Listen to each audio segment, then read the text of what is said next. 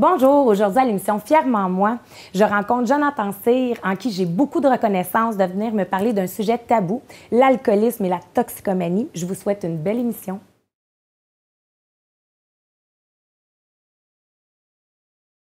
Je viens d'Abitibi, OK? Fait que dans le fond, ma famille, ça a comme toujours été normal un peu l'alcoolisme chez nous, dans le fond. Les parties de Noël, on buvait beaucoup, puis ça a toujours été... c'était quelque chose de pas grave, dans le fond. De commun, puis c'est ça. Donc, moi, j'ai été élevé là-dedans, puis c'était pas quelque chose qui était... qui était grave. Donc, finalement, de fil en aiguille, j'ai grandi là-dedans, puis... très jeune, j'ai dû apprendre à être responsable très rapidement.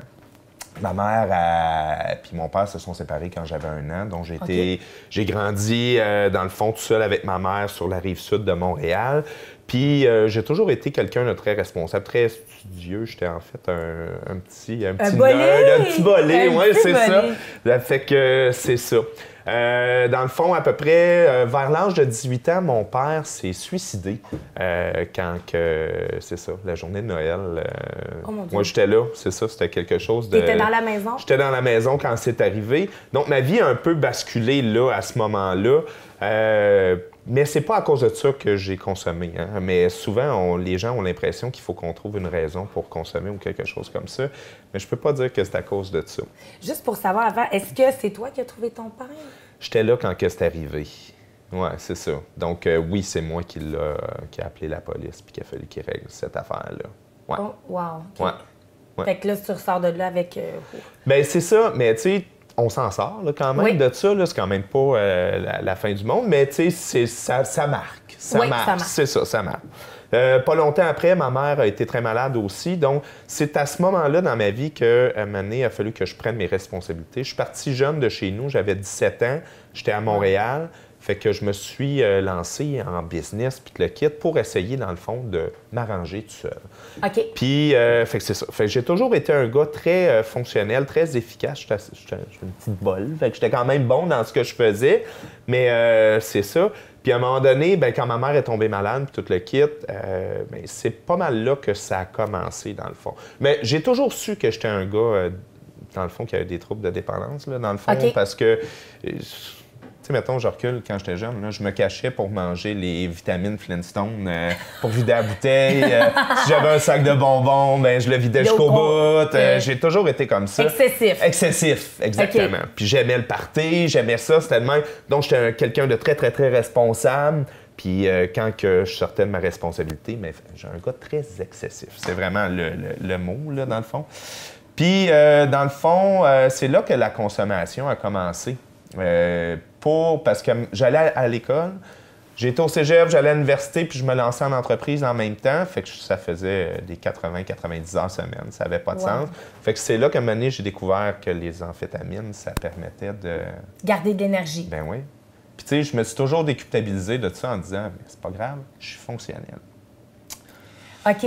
Fait que dans le fond, à chaque fois que tu disais, oh mon Dieu, parce que c'est sûr que le lendemain doit être plus difficile.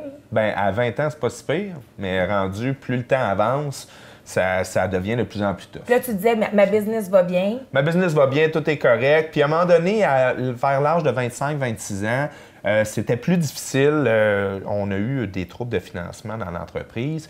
Puis là, c'est là que j'ai commencé à descendre la première fois. Okay. Ça a été plus rough. Puis dans le fond, j'ai fait comme une première dépression dans ma vie à ce moment-là. Mais j'ai encore pas réalisé qu'un des principaux facteurs, c'était la consommation. C'était pas ça. Parce que c'est les amphétamines en plus de l'alcool. De l'alcool. Puis oui, à ce moment-là, c'était ça. Okay. Exact. Puis, j'ai jamais été bien axé sur le pot et ces choses-là, parce que moi, il faut que ça bouge, c'est ça. C'était trop dense. C'est trop d'énergie. Moi, c'est pas de dépresseur, moi, il faut que ça y aille. Fait que dans le fond, c'est ça. Mais c'est là que j'ai rencontré ma copine, Roxane, c'est ça, qui est toujours dans ma vie aujourd'hui. Puis, c'est un peu, on va y faire une petite fleur, c'est un peu à cause d'elle si tout va bien maintenant dans ma vie, parce qu'elle m'a sauvé à ce moment-là. Puis, j'ai réussi à faire un stop, parce que 4 mois plus tard qu'on était ensemble, elle est tombée enceinte de ma première fille. Puis c'est là qu'à un moment donné, je me suis ressaisi, puis j'ai dit non, ça peut pas fonctionner comme ça. Puis le kit, puis j'ai arrêté pendant un certain temps. J'ai engraissé par ailleurs à ce moment-là. C'est ça, la trentaine, qui même pas, j'avais 27 ans. Mais j'ai vite retombé là-dedans parce que à ce moment-là, vu que ça allait bien, puis le kit, la compagnie a recommencé à bien aller, puis le kit, je me suis remis à travailler plus. Puis donc, la chose a recommencé un peu de la même façon. Donc, je me suis remis, dans le fond, à travailler au bout, l'argent rentrait, puis le kit. Puis c'était encore ça que je me disais... Hey, je suis correct, c'est normal, ou ma situation n'est pas pareille que celle des autres. C'est souvent ça que les dépendants finissent par dire. La business va bien, j'ai de l'argent, ma femme est bien à la maison avec la petite. Donc, c'est correct. Mais j'ai étoffé ça pendant un certain temps.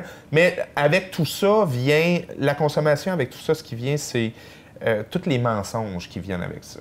OK. Parce que, dans le fond, au moment où je consommais beaucoup des 2-3 jours de temps, pour être capable de travailler. Quand tu dis 2-3 jours, c'est sans dormir? Je dormais pas beaucoup. Wow. Tu sais, je pouvais dormir 2-3 heures par nuit. OK? Je me relevais le matin, mais c'est ça qui me... Dans ma... philosophie c'est de ça, ce j'étais temps-là. comme, mais je suis correct. Mais là, à un moment donné, là, j'ai 30 ans, 31 ans, 32 ans, là, à un moment donné, hey, ça marche plus, ça. Puis finalement, à un moment donné, avec Roxane, on a pris la décision... Il faut que je vende mon entreprise parce que ça me prend trop de temps. Puis je me suis trouvé un autre emploi dans les fleurs, exactement, où à ce moment-là que j'ai arrêté encore la consommation. Puis là, je me suis dit, OK, c'est correct, je vais me reprendre en main, puis tout le kit. Mais quand tu as voulu arrêter, quand tu dis, j'ai jasé avec Roxane, on a décidé que je laissais l'entreprise. Oui. Puis c'est parce qu'à ce moment-là, ça n'allait plus bien. Je travaillais trop, puis notre couple allait plus bien. OK. Parce que, à un moment donné, je n'étais jamais là. Je faisais juste travailler, puis je faisais juste consommer. Puis à un moment donné, c'est tout, comme je disais, les menteries qui vont avec ça. Parce que, oui, je travaillais 2-3 jours, mais là, à un moment donné, faut que ça donne. Ouais. Fait que je m'étais fait des amis qui avaient des bars sur le plateau. Fait que je m'en allais passer une nuit là, je buvais, puis le lendemain matin, ça avait calmé. Fait que je repartais, je recommençais. Mais tout ce manège-là, on dirait que ça l'a juste empiré. À chaque fois que j'ai arrêté, là, ça réempirait. Okay. Puis là, finalement, quand j'ai vendu mon entreprise puis que je me suis trouvé un autre emploi, ça l'a arrêté pendant un certain temps. Puis j'ai recommencé la même chose. Je me suis mis à retravailler fort et tout le kit. On dirait que ça a toujours été ça, mon pattern. Ton pattern, c'est vraiment le travail, finalement. Bien, en fait, on dirait que j'identifie mon self-esteem, bien, ça change, c'est bon, ça c'est bon. Okay. Mais mon self-esteem était toujours lié à la réussite professionnelle. Et monétaire, tu pourrais dire? Ou... Oui, un peu des deux. Plus j'avais une grosse maison, plus j'avais ça, mais dans le fond, c'est tellement pas ça. Ça m'a comme pris vraiment du temps à le comprendre. Okay. Puis finalement, c'est ça. Fait que là, j'ai eu la nouvelle job. Ça a duré un certain temps, mais la nouvelle job, c'était définitivement pas faite pour moi. J'ai pas... c'est ça. C'est correct. Je l'ai faite 4 ans de temps, mais bon. Pendant 4 ans, c'est ça. Fait que j'ai quand même... j'ai dirigé cette entreprise-là. Puis dans le fond, la dernière année, c'est là que j'ai atteint le bas fond. Parce que souvent, dans le cycle de la dépendance, à un moment donné, on dit qu'il faut vraiment que tu atteignes le bas fond pour dire « OK, là, il faut que je me mette à genoux puis que je fasse autre chose. » OK? Ouais. Donc, j'ai eu, vers la fin, je me suis chicané avec mes associés. Il y a des choses que j'ai faites que ça n'avait pas de sens. Puis les gens qui me connaissent, ils savent, je suis un gars super honnête, je suis un gars super impliqué, généreux, qui veut faire tout ça, grand cœur, puis je suis un gars à qui on peut faire confiance. Mais à la fin de ce cycle-là, j'avais plus d'allure. OK? Puis... Est-ce que tu t'en avais rendu compte, tes associés? Vers la fin, oui, mais je suis tombé très malade. On dirait que le corps m'a donné le premier signe. J'ai perdu la voix pendant pratiquement 2 mois. Oh, j'ai eu une toux. À un moment donné, on s'est même posé des questions. Est-ce que je suis plus malade que ça? Puis, dans tout ça, j'étais tellement... un dépendant va jamais dire que c'est la consommation qui... Pourtant, je suis un gars avec un esprit scientifique, éduqué, je comprends, mais j'étais tellement là-dedans que je suis tombé dans le piège. Je me suis dit, ben non, c'est pas à cause de ça. Fait que donc, vers la fin de 2017, dans le fond, C'est là que j'ai vraiment sombré. Là, Puis quand tu dis toucher le bas fond, y a-tu eu un événement? J'ai arrêté de travailler. OK. Parce que, tu vois, dans mon gros ego, moi, un burn-out, ça se pouvait pas. Puis c'était les autres. Moi, c'était différent. Puis regarde, j'étais bien au-dessus de ça. Oui. Hein? Oui. Yeah. Puis tu te valorisais par ça. Par ça. Donc, il ne fallait pas que ça tombe, sinon ma vie au complet allait tomber à terre. Puis mon corps m'a arrêté, puis j'ai pas eu le choix à un moment donné de prendre un break. Donc là, mon self-esteem a commencé à plonger. Et là, pendant 2 à 3 semaines, j'étais plus capable de rien faire. Donc, je suis tombé vraiment... Oui, ça a vraiment été... je me suis fait suivre par le médecin, puis le kit. Puis c'est là qu'on a dit, bon, ben, t'es en burn-out, t'es en dépression majeure. Puis c'est là qu'à un moment donné, mes associés ont dit, Jonathan, on peut pas te pardonner qu'est-ce qui vient de se passer, il va falloir que tu quittes. Donc, j'ai eu à faire cette coupure-là, à faire cette acceptation-là. Et pendant tout le temps des fêtes de 2017 à 2018, j'ai bien réussi, j'ai réarrêté de consommer, j'ai arrêté de boire et tout le kit, et de consommer aussi, parce que là, c'était plus juste les amphétamines, parce que là, j'avais mal aux articulations. Donc, j'ai eu des problèmes de cocaïne aussi. OK. Pour geler le mal. Ben non, pour être fonctionnel. Oui, c'est ça. Pour être capable de travailler. Ben oui! Fait que vu que j'étais plus capable de prendre les amphétamines parce que ça me faisait mal, ben j'ai switché ça à la cause. C'était tellement une bonne idée. Puis moi, je suis un peu naïve là-dedans, dans le sens que le pot, tout ça, je connais ça, tout ça, mais les amphétamines, c'est quoi au juste des amphétamines? C'est du speed. OK, du speed. Du speed, oui, c'est ça. Fait que dans le fond, c'est une drogue quand même qui coûte pas tant cher. Ça coûte pas cher. Fait que c'est, parce que je me disais, à quelque part, si tu faisais ça pendant 3 jours... Je cachais ça dans ma petite poche ici. Là. Je la grattais sur ma dent. Le but, c'était pas d'être gelé, c'était juste de tout le temps être... OK. Fait que tu faisais juste la gratter, t'en remettais là. Puis quand j'étais trop fatigué, mais là, j'en prenais. C'est ça. OK. Ouais, ça n'a pas d'allure, j'en parle, puis j'ai l'impression que ça n'a pas d'allure. Ben, peu importe. Peu importe. Donc, bref, finalement, à un moment donné, ça a été remplacé par la coke. Puis dans le fond, c'est ça qui a fait le début de la fin. OK. Parce que tu peux pas... Ça fonctionne pas. Pourquoi si tu étais dans le milieu des bars, tout ça, tu devais t'en avoir fait offrir de la cocaïne? Ah, j'en faisais, mais... C'était pas quotidien. C'était pas pour te garder... Ben, c'était pour avoir du fun, puis c'est ça. Mais vers la fin, c'est que c'était même plus pour fonctionner. À la fin, c'était vraiment rendu une dépendance que le lendemain matin, je me disais le lendemain matin, hey, je ferai plus jamais ça. Puis à 4 heures le soir, je retombais dedans. Okay. Fait que j'ai vraiment perdu le contrôle. Puis c'est ça qu'on dit aussi parce que maintenant, je fais des meetings, je suis dans Narcotiques Anonymes. C'est ça qu'on dit, c'est vraiment d'accepter, de dire OK, j'ai perdu le contrôle de ma vie. OK. Puis ça a été c'est la première étape des 12 étapes de Narcotiques Anonymes, dans le fond. Fait que avant que je me rende là, par contre, c'est ça. J'avais arrêté comme 2 semaines, puis ensuite, au mois de janvier 2018, je m'étais retrouvé un autre emploi. Oui. Puis là, j'ai vraiment retombé encore. Puis là, un dimanche matin, je roulais sur la rue Jean-Talon, pacté, pour aller me chercher de la drogue, puis j'ai pogné un accident d'auto. C'est la meilleure affaire qui m'est pas arrivée dans ma vie, dans le fond. Parce que c'est à ce moment-là que j'ai dit « OK, dude, ça marche plus tes affaires. » Tu dis un dimanche matin, je suis partie, je m'excuse, mais j'ai comme des petits questionnements. Ouais. Roxane, tu disais que tu t'en allais travailler? Non, ce matin-là, oh mon Dieu, ça n'a juste pas de sens, ce matin-là. Juste au point où j'avais perdu le contrôle de ma vie. La veille, j'avais été à la fête d'un de mes amis. OK. J'avais pas bu de la soirée, puis en revenant vers la maison, j'ai un ami qui... un ami de consommation qui m'a dit « What are you doing? » Qu'est-ce que tu fais? Puis finalement, j'ai bifurqué par Kirkland, puis j'ai consommé toute la nuit. Puis ensuite, le lendemain, mes filles avaient une compétition plongeon. Je suis retourné à la maison, puis je suis retourné avec eux autres à Montréal, mais j'étais tellement pas là que pendant la compétition, j'ai essayé d'y aller. OK, fait que dans le fond, tu es allé porter tes filles à la compétition. Ouais. Ça n'a pas de sens. Puis c'est quand qu'ils n'étaient pas dans l'auto, finalement? Non. Que tu as eu ton accident. C'est ça, oui. Fait que, tu sais, non, mais la vie arrange bien les choses. C'est ça, OK? Fait que là, Jean Talon, 100 km/h le matin, let's go, faut absolument aller trouver... de la cocaïne. C'est ça. C'est fort, hein? Wow, de la poudre. De la poudre, ah oui. Fait que là... Avec une bouteille de vin sur mon siège. OK. Fait que là, j'ai smashé une voiture. En fait, non, j'ai passé sur une rouge, il y a une voiture qui m'a rentré dedans. Donc, c'est là que là, j'ai réalisé, là, man, là. Puis là, c'est quoi? Là, je suis parti, c'est arrivé le dimanche. Le mardi, je rentrais à Jean-Lapointe. OK. Parce là, que la police, elle arrive, là. c'était le samedi matin ou dimanche, je ne sais plus. C'est le samedi matin, je pense. Peu importe. Dans le fond... Là, la police est arrivée, elle a vu que... Ah, elle m'a vu. J'avais de la misère à marcher. Ah, OK. Ah, j'étais magané, là. C'est OK. ça. Donc, dans le fond, à ce moment-là, c'est là que... Tu rentres en dedans? C'est quoi le processus? La procédure, bien Ouais, là, dans le fond, ils te font souffler dans la machine. Mais là, quand ça c'est arrivé, là, j'étais tellement rendu à bout de tout. J'aimais pas la nouvelle job que je venais d'avoir.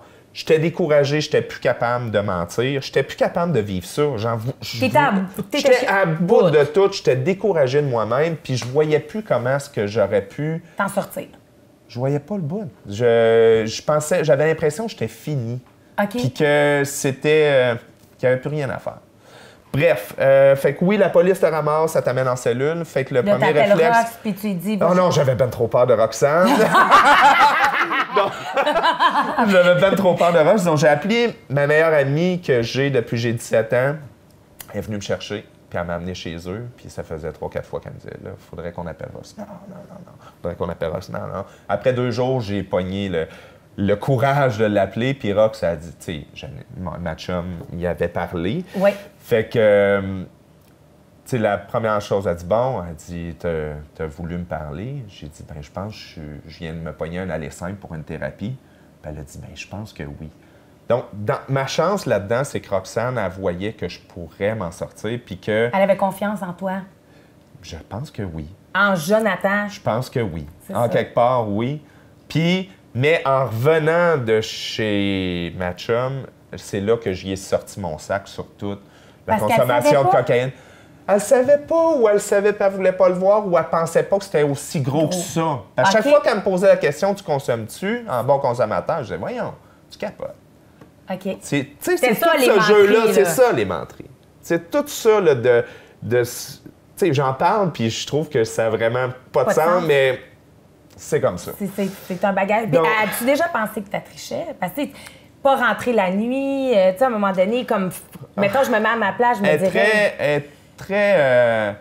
Mais je rentrais, puis je partais à 1h du matin. Ça paraissait pas. Ça avait pas de sens. Elle dormait, puis là, tu partais? Oui. OK. Ben oui. Comme ça paraissait pas. En fait, il n'y a pas beaucoup de monde qui s'en sont rendus compte. Je suis un bon acteur. T'es un bon acteur, Un bon acteur. Parce que tout allait toujours bien. Tout allait bien, je travaillais, j'étais un gars souriant, je continuais à faire toutes mes affaires. Puis la cocaïne pareil. coûte très cher. C'est là qu'à m'amener, c'est ça, ouais. Parce que c'est sûr que ça doit plus paraître que des spilles. C'est pour ça qu'à la fin, ça marchait plus, là. Parce le que compte de banque se vidait, les cartes de crédit se remplissaient. Ben oui, c'est ça. Puis là, ouais, c'est ça. Fait que là, ça a comme... Fait que dans le fond, je suis parti à Jean-Lapointe. C'est une thérapie de 21 jours. OK. Tu sais, quand tu arrives là, ça fait du bien de voir qu'il n'y a pas juste toi qui est comme ça. Puis, dans le fond, dans tout ça, là, c'est le principe de l'anonymat. C'est quand on arrive là, l'anonymat, c'est pas « il faut pas que tu dises que Jonathan... » Oui, mais c'est pas ça. Le principe de l'anonymat, c'est peu importe ce que tu as consommé, peu importe c'est quoi ta situation financière, peu importe de quelle famille tu viens, peu importe ta religion, peu importe ton orientation sexuelle, ça n'a pas d'importance, OK? Parce que souvent, le dépendant va dire « Ouais, mais moi, c'est pas pareil. Tu sais, moi, j'ai vécu ça, puis tout. » C'est faux. On a tous le même problème, on a tous un problème de dépendance. Puis là, ensuite, c'est de travailler les 12 étapes. Travailler 3 choses. La rigoureuse honnêteté, la bonne volonté, l'ouverture d'esprit. OK. Si tu commences à être honnête avec toi-même, si tu apprends à, dans le fond, à communiquer chaque fois, parce que on appelle ça des amendes honorables. Dans le fond, la première personne, ça a été vraiment Roxane. En sortant de thérapie, c'était combien de temps ta thérapie? 21 jours. 21 jours. 21 jours. Puis ça a été, dans le fond, en sortant de ça, première personne, ça a été Rox, ça a dit, ben là, j'ai des questions à... Parfait. Pose-moi toutes les questions. Puis sur le coup, je me suis dit, elle va me laisser, puis le kit. Mais tu sais, à un moment donné, après 45 minutes qu'elle voyait que j'étais 100% honnête dans tout, elle dit, OK, je suis tannée, je veux plus savoir.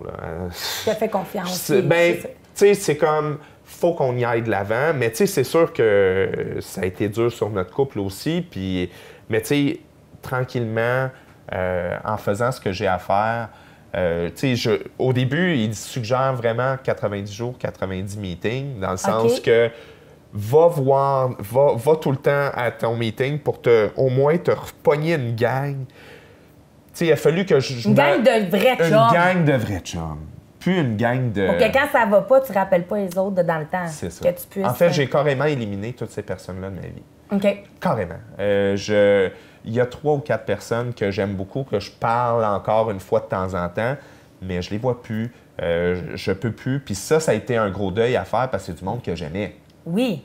OK? Il n'y a pas juste du... Bien, je veux pas dire ça, mais il n'y a pas juste du négatif dans la consommation. J'ai eu du fun là-dedans. Puis ça faisait longtemps que tu les connaissais en plus. Oui. Fait qu'avant ta débandade, tu as eu des bons moments. Ben oui. De vrais Fait que, chums. tu sais, c'est vraiment faire le deuil de dire, ces gens-là, je peux plus les voir. Puis, dans le fond, accepter que, tu sais, je pourrai plus jamais boire, je pourrai plus jamais rien faire. Puis ça, c'est... Mais ça va tellement bien. C'est tellement simple, là, dans le fond. Là. Mais tu trouves... T'avais-tu peur de te dire ça? Y a-tu une crainte de ça, de te dire, hey, là, je boirai plus? Ça s'appelle des réserves, comme dans le mouvement. Est-ce que j'ai des réserves? Bien, sur le coup, mais j'étais tellement... Tu sais, l'accident, c'était tellement violent comment c'est arrivé. Bien, pas violent, l'accident, je sais. Mais tu sais, c'est dans le sens, c'était tellement... J'ai littéralement pogné le mur. Oui, oui. J'étais tellement en train de me dire, tabarnak, d'où? T'aurais pu te tuer, premièrement. J'aurais pu tuer quelqu'un. Puis t'aurais pu tuer quelqu'un. J'aurais pu me tuer puis plus m'occuper de mes enfants. Oui. Là, il était temps que je me dise, OK, bon, mais arrête de tout faire dans ta vie pour les autres. Puis c'est ça qu'ils t'apprennent aussi en thérapie, c'est mets ton rétablissement au centre de tes priorités. Puis, parce que quand tu consommes, en moyenne, il y a 42 personnes que tu vas léser. OK? Tes enfants, ta blonde, ta famille, tes amis, les collègues de travail, etc. Mais si tu essaies juste de te concentrer sur eux autres puis que tu ne te concentres pas sur toi, ça ne va rien régler. Oui. Donc, c'est vraiment d'accepter que, OK, ben dans le fond, je ne suis pas une personne si pire que ça. Puis, tu sais, dans le fond, il faut que je me concentre là-dessus. Puis, est-ce que tes enfants... Parce que tu as été 21 jours. Il a fallu que je disparaisse 21 jours, c'est ça. Ça a été quoi qui a été dit aux enfants? Que papa avait un problème de boisson puis qu'il voulait arrêter. On n'a jamais... OK, vous avez été honnête. On a été honnête là-dessus. Papa, il faut qu'il arrête de boire puis le kit. On n'a jamais parlé de... Je trouve que mes enfants sont trop jeunes pour parler de la cocaïne puis ces choses-là. Oui. Ça va venir. C'est toujours dans l'exercice de la rigoureuse honnêteté. Oui. Parce que si tu es honnête avec toi-même, si tu es honnête avec les autres, puis si tu es capable immédiatement de voir, tu sais, mettons, là, une journée, je suis fâché après toi, là, puis je vais te parler dans le dos une journée, genre, Chantal. Bien, si tu conserves ces choses-là, ça crée du ressentiment, de la colère, puis le kit, puis ça peut... C'est un facteur de relapse, c'est ça, de rechute. Donc, c'est vraiment d'apprendre à être honnête avec soi-même, puis de immédiatement dire...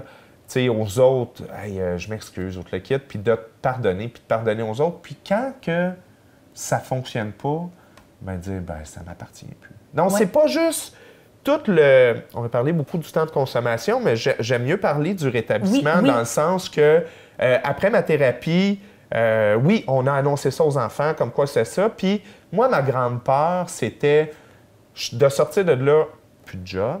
Oui. C'est la première fois que ça m'arrivait depuis que j'avais 17 ans. Wow. OK? Puis je me suis jamais fait mettre dehors d'un job.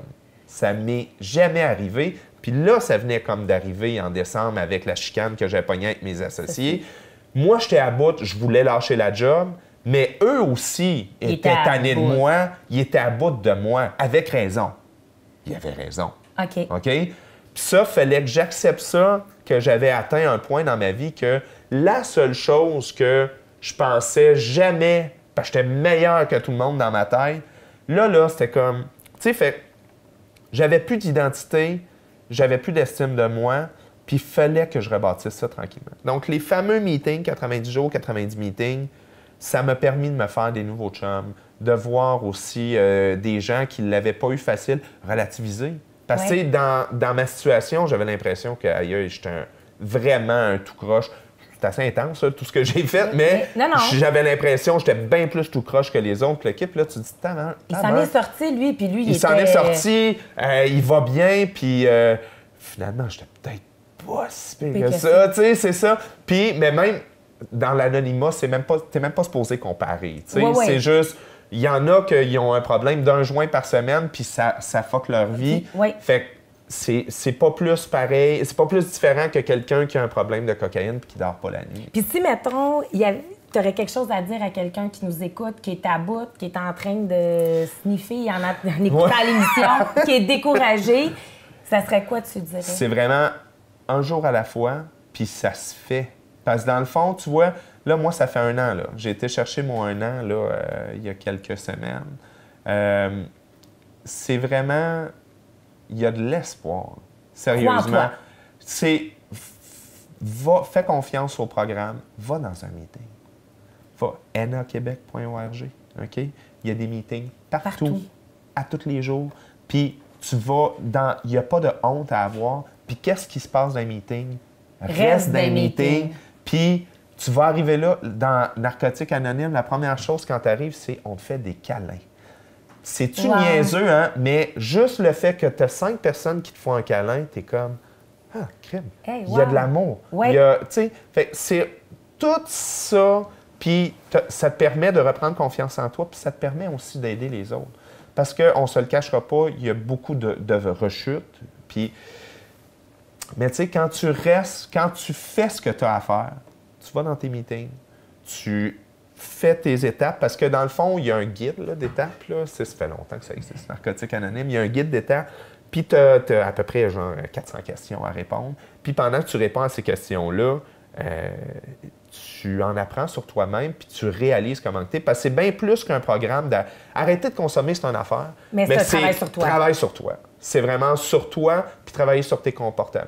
D'apprendre à dire, réaliser, OK, le comportement, on appelle ça drunk dry, là, ou ivresse mentale dans AA. C'est à un moment donné, tu réalises, j'ai pas bu, mais j'ai des comportements de... Tu sais, tu chauffes, là, ça c'est l'exemple le plus... chauffe, là, il y en a un qui te coupe, là, puis là, t'as juste le goût, tabarnak! Puis t'as le goût de faire une affaire de même, puis là, tu dis, hey non, ça te donne rien. Donc, c'est vraiment un travail sur toi, puis le kit. Mais j'étais encore en découverte de tout ça. Mais au bout de tout ça, là, j'avais perdu ma job, je pensais avoir perdu ma blonde, mes enfants, puis là, j'ai encore ma blonde, j'ai encore mes enfants. T'as une nouvelle job. J'ai une nouvelle job, ça va bien. J'ai recommencé. Super heureux. C'est vraiment plus simple, c'est vraiment plus simple. Je suis pas mal plus en santé, j'ai la face moins maganée. J'ai pris du poids un peu, mais c'est correct. Moi, je voulais te dire un énorme merci de ton courage. Je le sais que c'est quelque chose de l'avouer. Je le sais aussi en même temps que, tu sais, on a toujours une crainte en tant que papa pour nos enfants et tout ça. Mais tu es super inspirant. Je sais que tu vas en aider plusieurs. Merci, Joe. Bien, merci beaucoup. Salut.